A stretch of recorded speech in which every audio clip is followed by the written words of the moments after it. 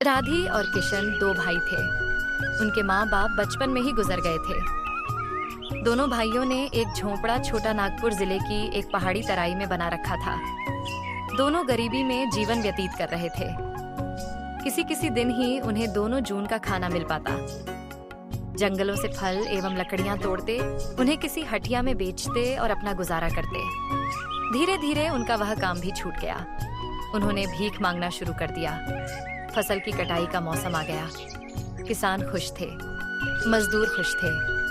दोनों भाइयों को भी भिक्षा में अधिक अन्न मिलने की उम्मीद बंध गई थी। वे खेतों पर ही पहुंच जाते और भीख मांगते।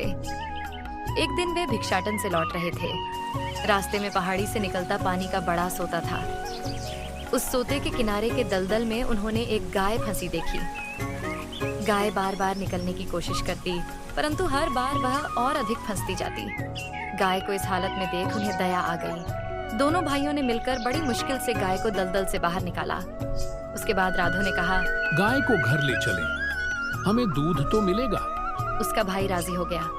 गाय लेकर वे घर आए। रास्ते से उसके लिए चारा भी लेते आए थे। उसे भरपेट चारा खिलाया। आधी रात तक वे गाय के पास ही बैठे रहे। उनकी खुशी का ठिकाना न था। दोनों भाई तन मन से उसकी सेवा करने लगे। समय समय पर गाय ने कई बछड़े दिए। गाय का दूध बेचकर वे अपना निर्वाह करने लगे। गाय के बछड़ों को किसानों के हाथ बेचा। उनसे मिले पैसे से उन्होंने घर बनाया। कुछ दिन बाद बड़े भाई ने शादी कर ली। बड़ा भाई खेती करता, छोटा भाई अधिकतर जंगल में ही रहता। उसका भतीजा उसके लिए खाना लेकर जंगल जाता। भतीजे के हाथ वह भैया भाभी के लिए दूध भेजता। बाकी बचे दूध का खोया बनाता, मलाई बनाता। प्रतिदिन वह अपने भतीजे की प्रतीक्षा में रहता। उसके आते ही उसे छक कर खोया मलाई खिलाता। इधर भतीजा सोचा करता था कि उसके चाचा की कितनी मौज है। जंगल से लौटकर अपने चाचा के खिलाफ अपनी माँ के कान भरता। उसकी बातों में आकर उसकी माँ अपने देवर से ईर्ष्या करने लगी। वह सोचती, मैं तो उसे मर मर कर खाना बनाकर भेजती हूँ, और वह है कि दूध दही में नहा रहा है और गुल छर्रे उड़ा रहा है। एक दिन उसने अपने पति राधो से कहा, तुम्हें पता है तुम्हारा भाई किशन कितनी मौज कर रहा है? एक तुम हो जो दिन रात खेत में खटते रहते हो। मैं कहती हूँ तुम उसका साथ छोड़ दो, अपने हिस्से के माल मवेशी भी यहाँ ले आओ। राधो पर पत्नी की बातों का कोई प्रभाव नहीं पड़ा। उसने कहा, दूध दही खाने से पहले गाय की सेवा भी करनी पड़ती है। बिना सेवा के मेवा नहीं मिलता। तू चुप रह।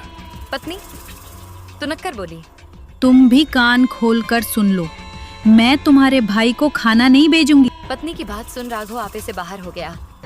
उसने गरजते हुए कहा, तुम्हारी ये मजाल, देखते हैं कैसे तुम उसे खाना नहीं भेजती। यह कहकर राधो खेत में काम करने चला गया। दोपहर को उसने पत्नी को खबर भेज दी कि रात उसे खेत पर ही रहना होगा। पत्नी तो ईश्वरिया की आग में पहले ही जल रही थी। उसने एक योजना बनाई। उसी योजना के अनुसार रात को वन की ओर चल दी। वहां उसका देवर किशन खुले आकाश में खर्राटे ले रहा था। उसके चारों ओर गाय बछड़े सोए पड़े थे।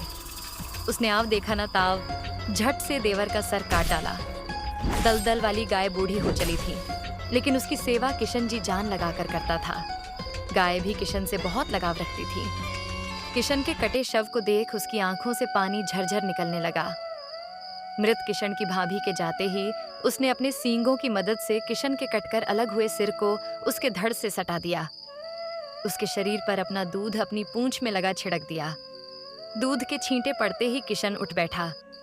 अपने पास अपनी बूढ़ी गाय लक्ष्मी को देख वह बोल उठा, क्या हुआ लक्ष्मी, तुम क्यों मेरे पास खड़ी हो? लक्ष्मी ने सारी बात बता दी।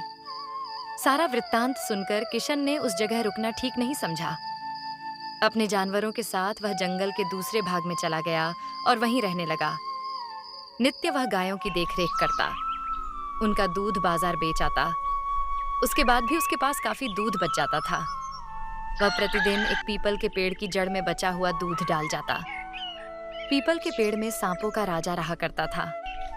किशन द्वारा डाले गए दूध को वह स्वयं भरपेट पीता और अपनी प्रजा को भी पिलाता। वह किशन की सेवा से गदगद हो उठा। उस नागराज ने किशन को सोने चांदी के बहुत से टुकड़े दिए तथा आशीर्वाद दिया। उसके आशीर्वाद से किशन का शरीर चमकीला और सुंदर हो गया। अब वह किसी राजकुमार से कम न लगता था। किशन के दिन मौज मस्ती से कट रहे थे। वह प्रतिदिन गायों को नदी से पानी पिलाकर स्वयं नदी में घंटों स्नान करता।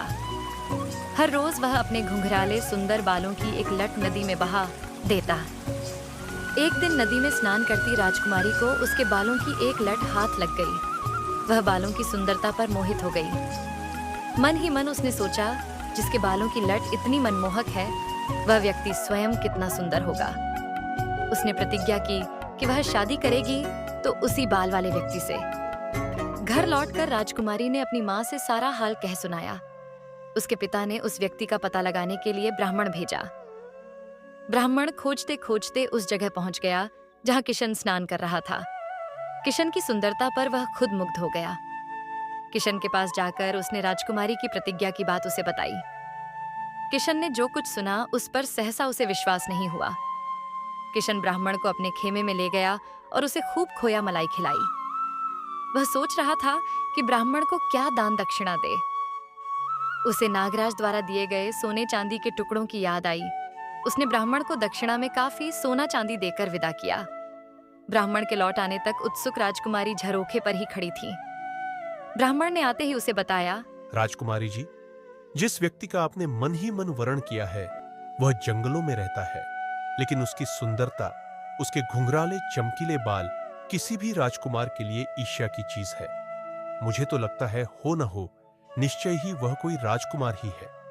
संभव है किसी शराबपोश उसे वनवास करना पड़ रहा है। उसने आपका प्रणय निवेदन स्वीकार कर लिया है। यह सुनकर राजकुमारी खुशी से नाच उठी। राजा ने उनकी शादी तय कर दी। किशन अपनी गाय को साथ लेकर दुल्हा बनकर आया। वह आगे आगे एक गाय के साथ आ रहा था, दूसरी गायें और बछड़े पीछे पीछे चल रहे थे। राजमहल के पास पहुंचते ही उसे शहनाई की ध्वनि सुनाई पड़ी। कुछ और पास आने पर हाथी घोड़े लेकर कई लोग उसके नजदीक आए। पास पहुंचकर एक आदमी ने कहा, कृपया आप इस घोड़े पर सवार हो दुल्हा बने। यह सब नागराज ने आपकी बारात का साज भेजा है। नागराज के इस उपकार के लिए किशन ने हार्दिक धन्यवाद दिया। किशन ने घोड़े पर सवार होकर बारात सजाई। उसने अभ्यागतों से आग्रह किया, आप लोग मेरी गायों और बछड़ों को पीछे न छोड़ें, वे भी बारात में जाएंगे। ऐसा ही हुआ। बड़ी धूमधाम से राजकुमारी के साथ उसकी शादी संपन्न हुई। राजा का दामाद होने की वजह से किशन अपनी पत्नी के साथ आराम से रहने लगा। फिर भी उसे अपनी बूढ़ी गाय का पूरा पूरा ख्याल था। वह नित्य अपने हाथ से ही गाय को चारा खिलाता। उसी तरह उसके दिन बीतने लगे। कुछ वर्ष बाद राजा की मृत्यु हो गई। अब वह खुद वहां का राजा बन गया। एक धार्मिक राजा के रूप में उसकी खूब प्रसिद्धि हो गई। वह प्रत्येक रविवार को रुपये और अन्न गरीबों में बांटता था। ब्राह्मणों को गाय भी दान में देता। उसकी प्रजा बहुत खुश थी। एक दिन वह भिखारियों को दान दे रहा था। एक भिखारी दंपति को देख उसके हाथ रुक गए। उसे पहचानते देर न लगी कि वे उसके भैया भाभी ही थे। भैया व भाभी को पहचानते ही वह दौड़कर उनके गले लग गया। उन्हें अच्छे अच्छे वस्त्र पहनाए तथा अपने साथ ही रख लिया। इसी दिन शाम को दोनों भाई गौशाला में अपनी बूढ़ी गाय लक्ष्मी के दर्शन करने गए। वह दम तोड़ रही थी और वह मर जाती है। वो दोनों बहुत रोते हैं।